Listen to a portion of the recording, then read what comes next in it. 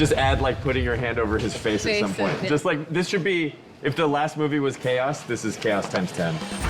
There always has to be a personal connection for me, something I can relate to. And I never thought of it in terms of like, we gotta go big, we gotta make this gigantic. To me, it was just reminding myself of what it felt like to be about to graduate high school. John has an essential, like, Peter Parker-ness. John Watts is everything. This is his vision, his movie. He has complete command. You can see his progression from Homecoming to now, in that he really is on his game right now. Bravo!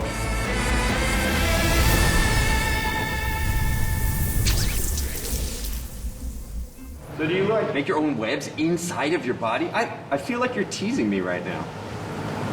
Yeah, he's not teasing you. It's just that, you know, he can't do that, so. I was just trying to not get fired on the first one. It was a private conversation. I don't like joking about this. It was hard for me to talk to you about. But they were high school movies to me. So I thought if you start sophomore year, you could do sophomore year, junior year, senior year, one movie at a time for me. And now it's senior year.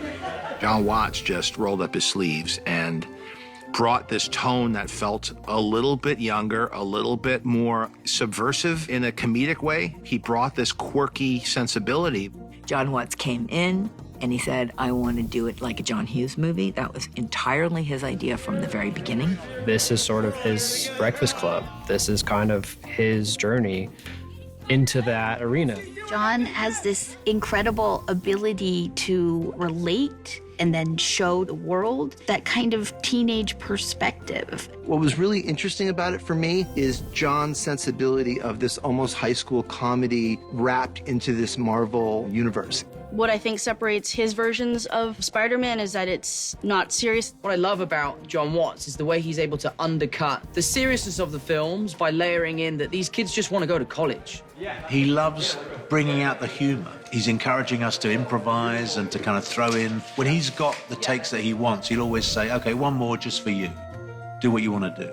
Now let's have some more fun, or do whatever you want. He always gives you an opportunity to play around. One more like that. That was amazing. I've watched you from deep behind Norman's cowardly eyes, struggling to get everything you want while the world tried to make you choose. Gods don't have to choose. We take. Great. Last one, Goblin's Choice. And so he's always letting us improv a few takes on different lines and finding the scene so that we could breathe some humanity and life into those moments. Have you been listening this whole time? Hi, Happy. You have been listening ever since you stepped on my hose. I didn't. Maybe it's broken. John is amazing. Just how skilled he is with putting these movies together while not losing connection to character and what's going on and the emotionality of it. He really handles that so deftly. I really enjoyed that, and making things funny, no matter what it is, which is a lot of fun. Ready? All right, what do you think? Not a lot of directors have that confidence to be able to float it all up in the air and juggle it and then put it together. That's a unique quality. So let me do like one that's really like eyes wide. Yeah, just from the top. Okay, let's try that. John's really good because he's tough, he's clear, he has vision. He's a real filmmaker, but he's also loose. And the other thing, which is really important, I think, is that he takes the work very seriously, but himself not at all. I feel like if that's like any indication of what he is like as a director, he's just very smart and like he knows what he wants. Not a pushover. Not afraid to say, that doesn't work. No, nah, I don't do that. I don't do this because he has it in his head. And I think that there's been many times where I've shot something and I'm like, this looks amazing. And John's like, yep, it does, but just do it again and take a beat because I'm just going to add a line in there for Tom to say something. He's not afraid of going deep when it's deep. He's not afraid of going crazy and weird and offbeat humor when that's called for. And he's able to like keep a light, fun set while having all the responsibility. It's just so cool. He knows what he can and cannot do and what he should and should not do on these sets, and what's accomplishable and what's not. So he really has grown. Yeah, that's pretty great. I'm happy. Let's do one more for shits and giggles. Let's do it. The reason why I think John's so collaborative is he takes the kind of old school Disney approach of, best idea wins. He's always open to anyone, whether it's a person working at craft service or if it's a PA. The first day I walked in to a story room, new to the Spider-Man franchise with MCU, I'm just gonna be a fly on the wall. He turns to me and he says, "What do you want to see in this movie?" And as good as John is at the big stuff and as good as he is at the action, and he's great, he's really an actor's director too. Working with John has been great. He's always just been open to suggestions and just open to conversations. And sometimes they happen the night before, the weeks before, right before we start filming, or, second the day starts. I like to come on set now because even days that I'm not needed here, I come on set to watch because I love learning and sitting behind John, and hopefully one day I'll be able to direct something. So, no better place to learn than right behind our very incredible director who loves to answer my questions.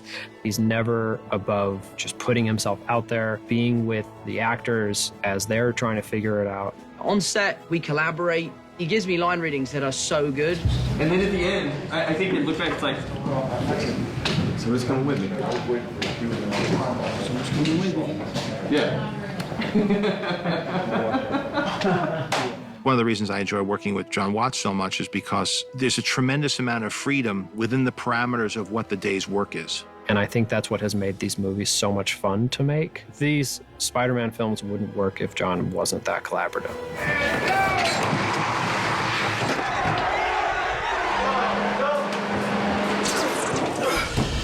On the first movie, he was nervous, and now he's just like this baller director. You know how people kind of level up in a video game? That's sort of John Watts through like 3 movies. John Watts has done such a wonderful job of creating this genre of superhero movie that kind of hasn't been told before. It's great to just go back to Homecoming and Far From Home and figuring out any other things that we could connect, because I just want it to be a complete world where you can see things in this movie that are referencing back to things in the first movie, so that it does feel like one story that we've been telling over 3 movies. It's really nice to have a level of that positive reinforcement of oh, you didn't completely it up, screw it up. Sorry. Yeah, what is this one soundbite that will actually be in this that you want me to say?